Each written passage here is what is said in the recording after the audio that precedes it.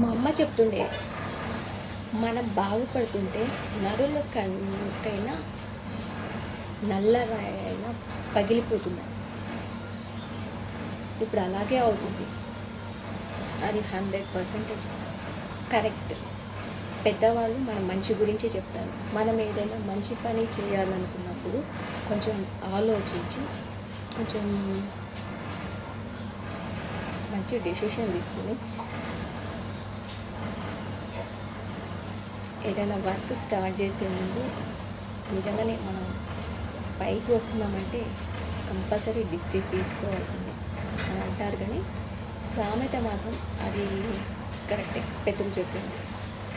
మనం ఎదుగుతుంటే నరుడి కన్నుకే నల్ల రాయి పగిలిపోతుంది అన్నది మాత్రం 100% కరెక్ట్.